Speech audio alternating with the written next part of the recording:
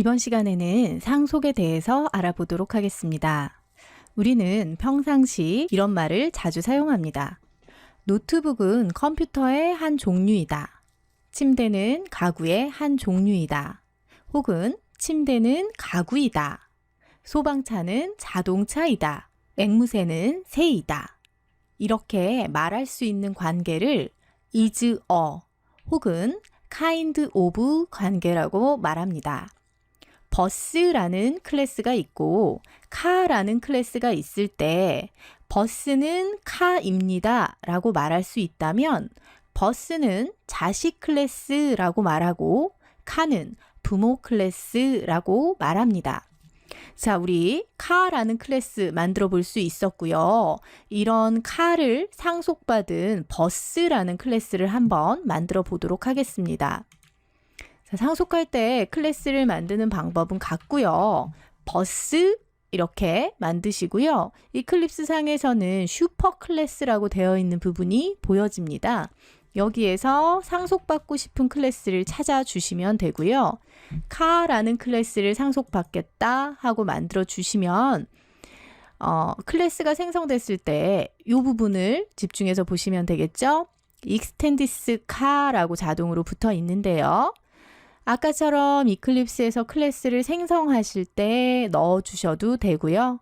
클래스를 만드시고 여기에 직접 타이핑 하셔서 만들어 주셔도 괜찮습니다. 자바의 경우 클래스 이름 뒤에 extendis라는 키워드를 적고 부모 클래스 이름을 적게 되면 부모 클래스가 가지고 있는 것을 상속받을 수 있게 됩니다.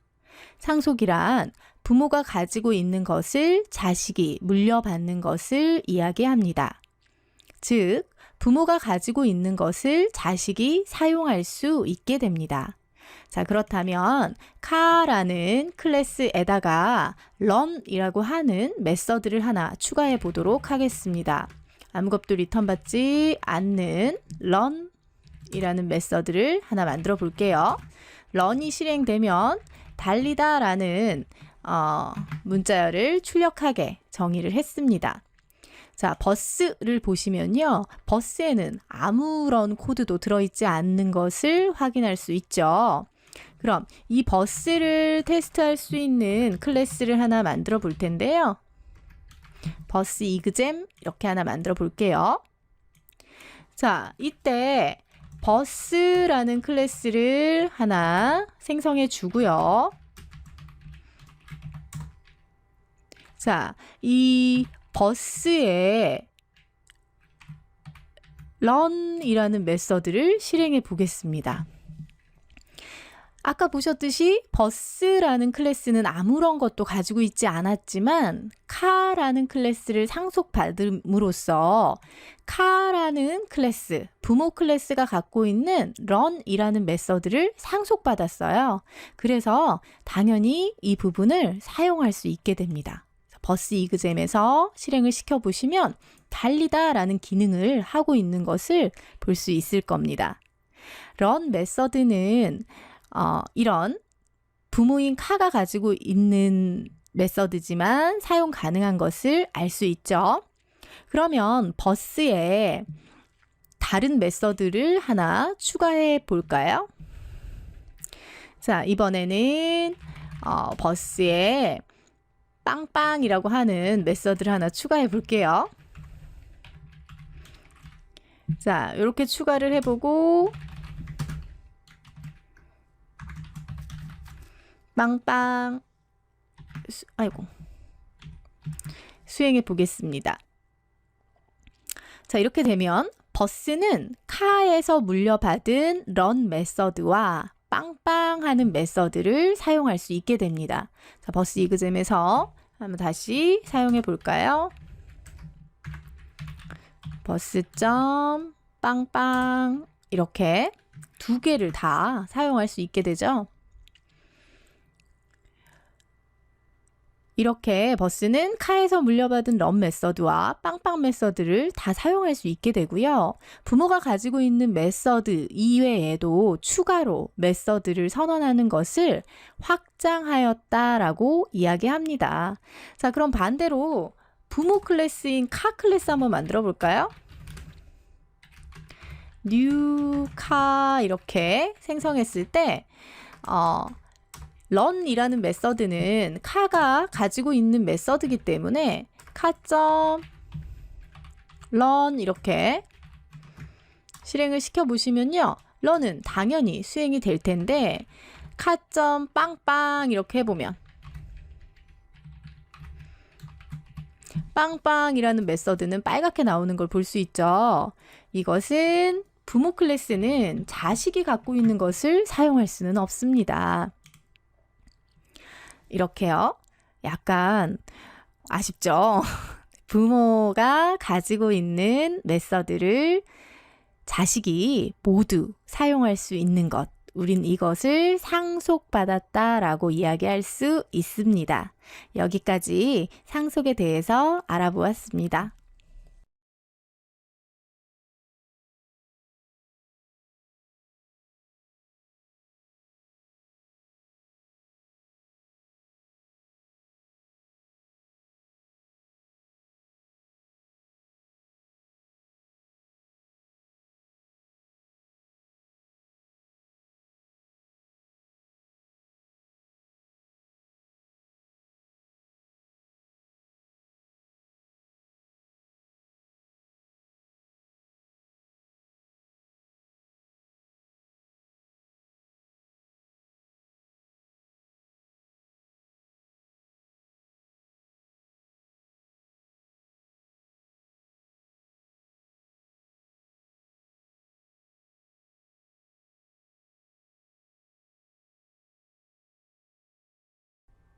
클래스는 필드와 메서드를 가집니다.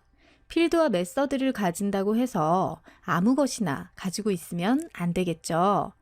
수학과 관련된 클래스라면 그와 관련된 것을 가지고 있어야 할 것이고, 날짜와 관련된 클래스라면 날짜와 관련된 속성이나 메서드를 가지고 있어야 할 것입니다.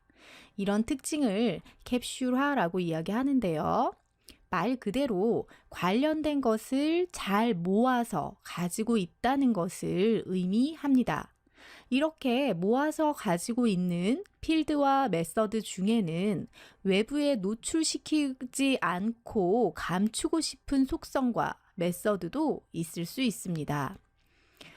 여러분들도 본인의 나이는 가족에게만 가르쳐주고 다른 사람들에게는 가르쳐주고 싶지 않을 수 있을 거고요.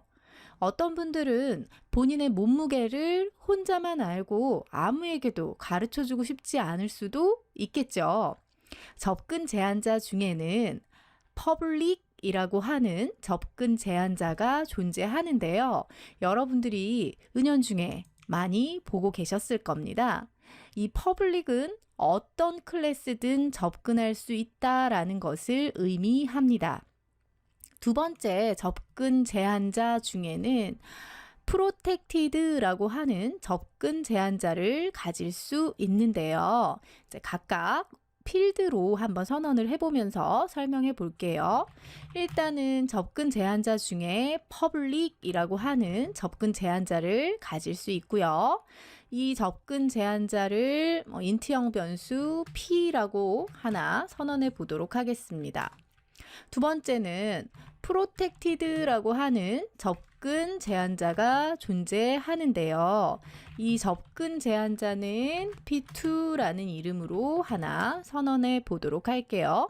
public은 아무나 어떤 클래스든지 다 접근할 수 있는 거죠. 가장 넓은 의미이고요. 전체 공개 정도라고 생각하시면 됩니다.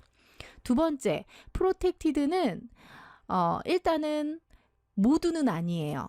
패키지가 같아야 돼요. 같은 패키지에 있는 것들한테는 공개할 거고요. 그렇지만 다른 패키지에 있다 하더라도 상속을 받은 내 자식 클래스한테는 접근할 수 있게 해주겠다 하는 접근 제한자가 프로텍티드입니다. 다음 접근 제한자 중에는 프라이빗이라고 하는 접근 제한자를 가지고 있어요. 이 프라이빗이라고 하는 접근 제한자도 하나 선언을 해볼 텐데요. 프라이빗이라고 하는 접근 제한자는 이름 자체에서 느껴지듯이 자기 자신만 접근할 수 있다라는 것을 의미합니다.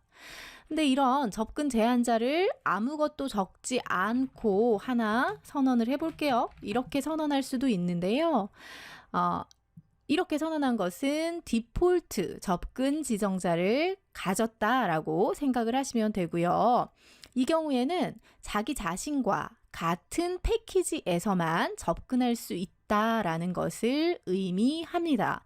그럼 순서대로 약간 넓은 순서대로 봐보자면 퍼블릭이 가장 넓은 공개 범위를 이야기하고요. 프로텍티드는 자기 자신과 같은 패키지 그리고 나를 상속받고 있는 자식 클래스까지 접근이 가능하게 하겠다. 그 다음에 디폴트는 나랑 같은 패키지 내 자신만 접근할 수 있게 하겠다 이런 의미고요. 프라이빗은 가장 좁게 나 자신만 접근하겠다 이런 의미를 가지고 있다라고 생각하시면 되겠죠. 자, 그러면 이런 접근 제한자를 갖고 있는 클래스를 사용해 보도록 할게요. 자, 액세스 오브젝트에 사용하기 위해서는 항상 객체를 생성해 주는 거 필요하겠죠. new access obj 이렇게 선언을 해보고요. 각각에 접근할 수 있는 obj.public 하는 게 P였어요. 가장 넓은 제한자였고요. 그 다음에 obj의 P2 protected 였었고요. 그 다음에 가장 넓은 게 아무것도 붙여주지 않은 K였었던 거 기억하시죠? 그 다음 접근 제한자가 I는 프라이빗 했었던 거 기억하실 겁니다. 자, 이렇게 보시면 다 접근할 수 있는데 누구는? 얘는 안 되죠. 지금 현재 접근 제한자가 붙어있는 패키지가 같은 패키지 안에 들어있었기 때문에 퍼블릭은 당연히 되고요. 프로텍티드도 당연히 되고 K까지 됩니다. 그런데 I는 프라이빗이기 때문에 접근할 수 없는 것을 볼 수 있어요. 자, 그렇다면 이 액세스 오브젝트 이그잼이 다른 패키지에 들어있다라고 생각해 볼게요. 옮겨서 다른 패키지에다가 옮겨 놓아 보겠습니다. 이렇게 옮겨갔더니 액세스 오브젝트 이그잼이 패키지가 달라졌거든요. 그랬더니 퍼블릭을 제외한 나머지 접근 제한자들에서 모두 오류를 발생시키고 있는 것을 확인할 수 있죠. 그런데 이때 만약에 이 액세스 오브제이 이그잼이 액세스 OBJ를 상속하고 있었다면, 이제 상속하고 있는 상태에서 이제 객체 생성이 액세스 OBJ가 아니라 액세스 OBJ 이그잼으로 생성이 됐을 때 잠깐 보시면 누구는요? P2가 프로텍티드였었던 거 기억나시죠?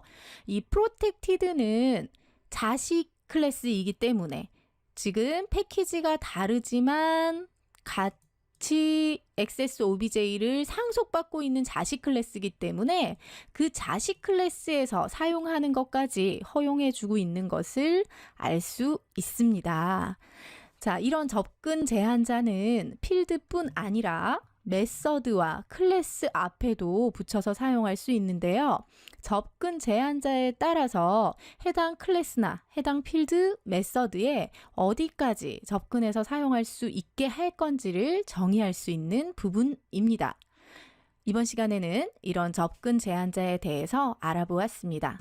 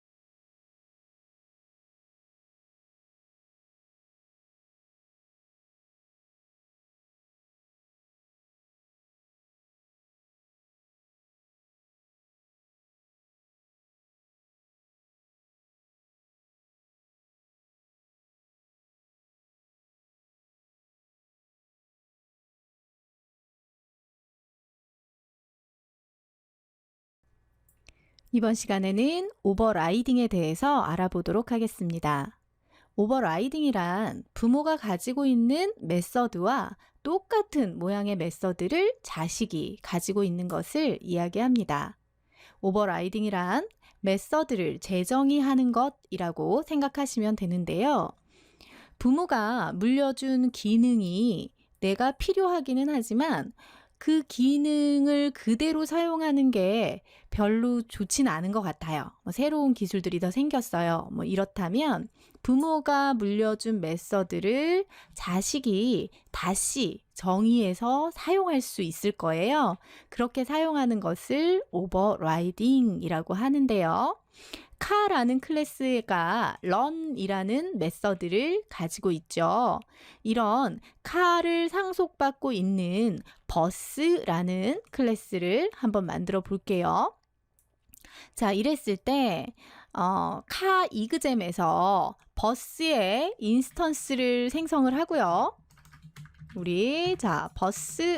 버스는 뉴 버스 이렇게 생성할 수 있을 거예요. 그리고 버스가 갖고 있는 run이라는 메서드를 실행하게 되면 버스라는 클래스는 아무런 메서드도 갖고 있지 않기 때문에 부모로부터 물려받은 run이라는 메서드가 실행이 될 텐데요. 한번 실행시켜 보시면 이렇게 카의 run 메서드가 실행되고 있는 것을 알 수 있죠. 그렇다면 이번에는 이 버스 클래스가 부모가 가지고 있는 메서드와 똑같은 모양의 메서드를 한번 선언해 보도록 하겠습니다. public void run 이렇게요. 그런 다음에 이번에는 버스의 run 메서드라고 작성을 해볼게요. 자, 버스의 run 메서드 이렇게 만들어 보았습니다. 자, 이 상태에서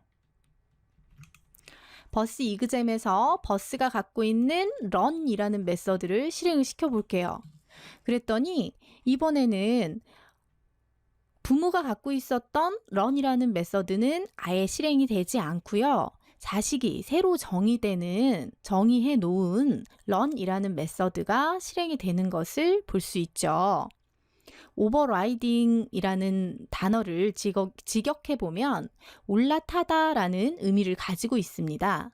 부모의 메서드와 동일한 메서드를 자식이 재정의해서 올라가 있는 형태라는 의미겠죠. 이 말은 오버라이딩 한다고 해서 부모의 메서드가 아예 사라지는 것은 아닙니다. 이번에는 자식의 run 메서드를 수정해 볼게요. 자, 이 부분에서 나는 카가 물려준 run이라는 메서드를 아예 안 쓰고 싶지는 않아요. 그 메서드를 그대로 수행을 하는데 특정한 부분만 추가시키고 싶어요. 이럴 수도 있을 거란 말이에요. 그런데 여기서 그냥 run이라는 메서드를 호출하면 자식이 가진 run의 메서드만 호출이 되거든요. 지난 시간에 슈퍼라는 키워드 배웠던 거 기억나시나요? 부모의 run 메서드를 호출하고 싶어요. 이랬을 때 이렇게 슈퍼.run 명시적으로 호출을 해주시면 부모가 가진 run 메서드를 실행할 수 있습니다. 자, 그렇게 바꿔주시고 실행을 한번 시켜볼게요. 그랬더니 카의 run 메서드, 버스의 run 메서드가 차례로 실행되는 것을 볼 수 있죠. 슈퍼를 이용하면 자식 클래스에서 부모의 메서드를 호출할 수 있다는 것을 확인할 수 있습니다. 또한 부모의 메서드가 사라지지 않는다는 것도 확인할 수 있었습니다. 이상으로 오버라이딩과 슈퍼 키워드에 대해서 알아보았습니다.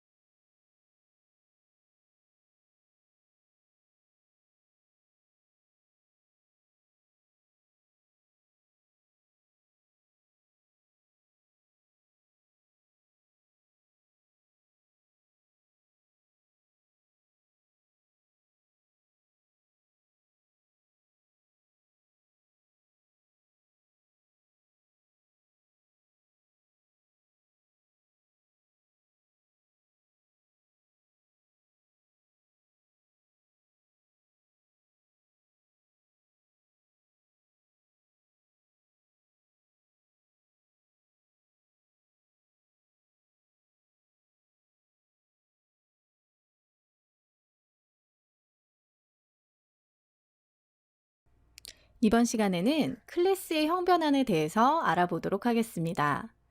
먼저 카 클래스를 한번 살펴볼게요. 카라는 클래스가 run이라는 메서드를 가지고 있고요. 이런 카를 상속받고 있는 버스라는 클래스가 있다라고 생각을 해볼게요. 이 버스라는 클래스는 카는 없는 빵빵이라는 메서드를 하나 추가로 가지고 있어요. 자, 이렇게 가지고 있다라고 생각을 해볼게요. 상속 관계란 is a 관계라고 이야기한다고 했죠. 버스는 카다. 이 관계가 성립이 돼야 되는 겁니다. 현실 세계에서도 우리는 버스를 가리키면서 차다라고 이야기하죠. 자바에서도 마찬가지입니다. 버스 객체를 차 타입의 참조 변수로 참조할 수 있습니다. 부모 타입으로 자식 객체를 참조하게 되면 부모가 가지고 있는 메서드만 사용할 수 있습니다.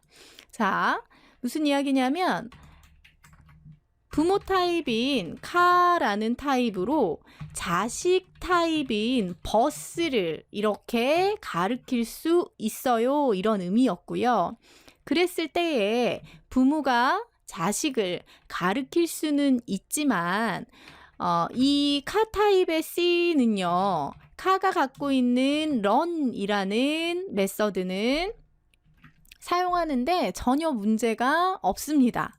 그런데 실제로 생성된 것은 버스가 생성이 됐거든요. 버스는 run 이외에도 빵빵이라는 메서드를 갖고 있었던 거 기억나시죠? 그래서 빵빵이라는 메서드를 써보려고 하는데 C 점 했을 때 메서드 리스트에 나오지 않는 것은 사용할 수 없는 거예요.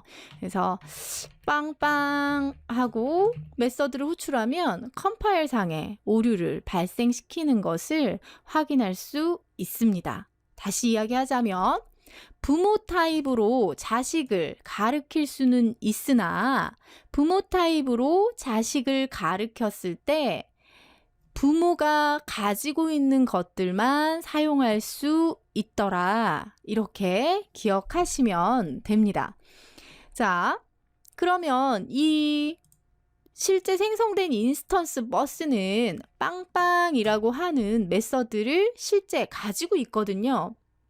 그런데 부모 타입으로 가리키고 있으니까 빵빵을 사용할 방법이 없죠. 근데 나는 이미 있는 기능인데 사용하지 못하는 게 억울하단 말이에요. 꼭 쓰고 싶어요. 자, 그랬을 때 하는 것이 이 형변환이에요. 클래스들끼리도 형변환이 가능합니다. 여러분 기본형 타입의 형변환 할 때 큰 그릇에 들어있는 것을 작은 그릇으로 담을 때, 작은 그릇에 담겨 있는 것을 큰 그릇으로 담을 때 이런 것들 기억나시나요? 객체는요. 항상 부모가 조금 더 큰 그릇이라고 생각을 하시면 좋겠습니다. 개념적인 의미니까 그렇게 기억을 하시는데요. 부모가 자식을 가리킬 수는 있지만 사실은 지금도 뭐가 일어난 거냐면 형변환이 일어난 거예요. 버스 타입을 자동차 타입이 가르치고 있잖아요. 근데 버스가 좀 더 버스보다 카가 조금 더 큰 그릇이기 때문에 카 타입으로 버스를 가리키는 데는 아무런 무리 없이 가르쳐졌거든요. 그런데 이것을 버스 타입으로 바꿔서 C를 가리키려고 하면 오류가 발생돼요. 컴파일러 입장에서는 이거는 카 타입인데 버스가 가리킬 수는 없어요 라고 에러가 발생되는 겁니다. 다시 이야기하자면 카는 조금 더 상위 개념을 갖고 있기 때문에 실제 이 카에는 트럭이 오게 될지 스포츠카가 오게 될지 알 수 없단 말이에요. 근데 그 카 아무런 차나 가리키면서 버스예요 할 수는 없기 때문에 허용하지 않아요.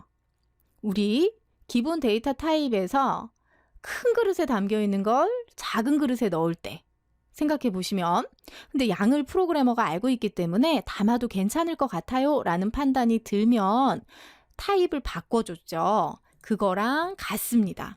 앞에다가 이 C를 버스 타입으로 형 변환해 주는 거예요. 이렇게 바꾼 상태에서 다시 버스 레퍼런스로 버스.run, 버스.빵빵 이렇게 수행해 보시면 둘 다 똑같이 잘 수행이 되고 있는 것을 알 수 있습니다.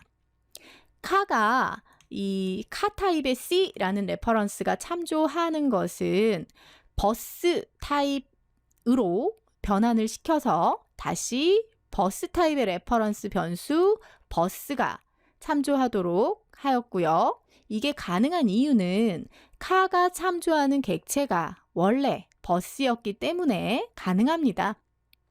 카가 처음에 생성됐을 때부터 버스가 아니라 그냥 카 이렇게 생성이 되어 버렸다면 이렇게 수행할 때 오류를 발생시키는 걸 볼 수 있죠. 그래서 실제로 생성됐을 때에 버스였기 때문에 버스로 타입을 바꾸는 것이 가능하구나 정도 기억하시면 될 것 같고요. 클래스들끼리의 형 변화는 이렇듯 부모가 자식을 가르칠 수는 있으나 부모가 가르치고 있었을 때는 부모가 알고 있는 메서드까지만 접근이 가능하더라. 이런 이유 때문에 형 변환을 해야지만 그 객체가 갖고 있는 모든 부분들을 사용할 수 있는 경우가 있을 수 있어요. 그래서 클래스들끼리도 형 변환이라는 것을 하더라 하고 기억을 하시면 좋을 것 같습니다.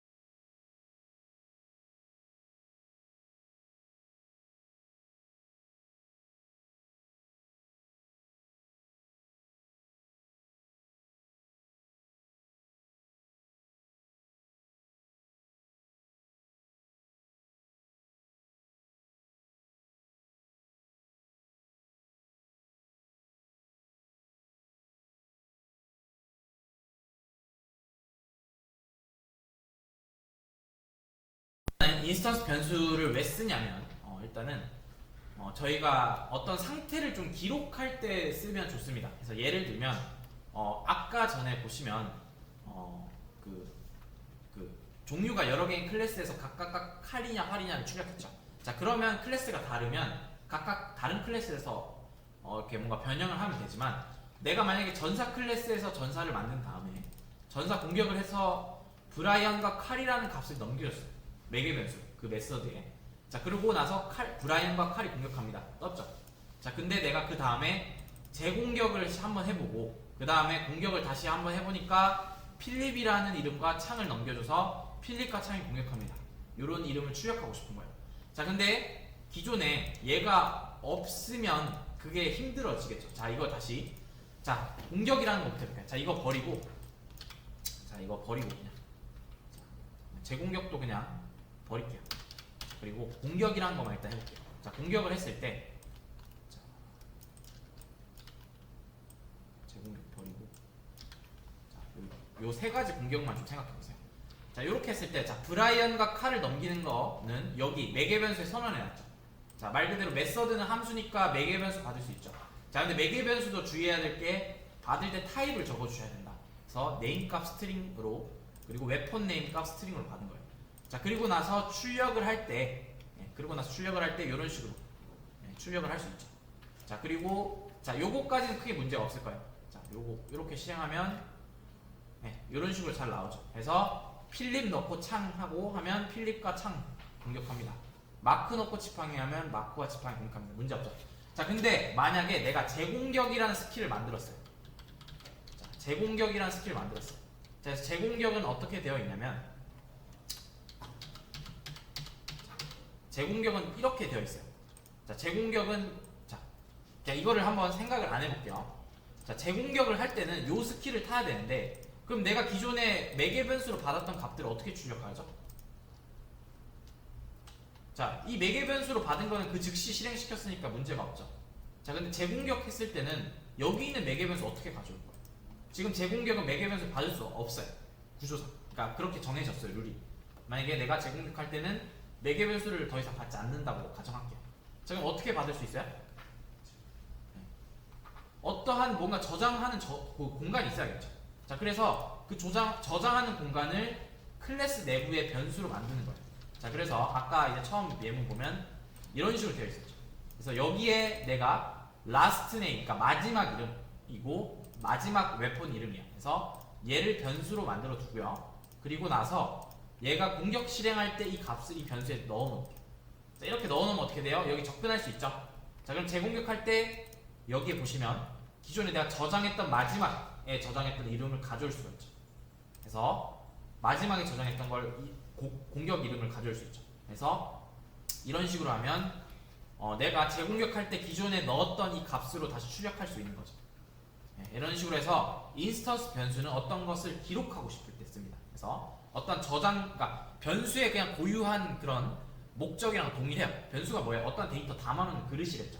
그러니까 얘도 클래스 내부에서 뭔가 담아놓으려고 할 때, 고를 때 쓰는 변수고, 얘를 그냥 변수라 얘기하진 않고요. 매개 변수나 이런 안에 있는 변수들은 지역 변수라 하지만 클래스 내부에 있는 요 변수들은 인스턴스 변수라. 그래서 뭐 다른 언어에서는 뭐 전역 변수 뭐 이렇게 쓰는데, 일단 자바에서는 인스턴스 변수라 써주는 게 좀 더 정확한 표현입니다.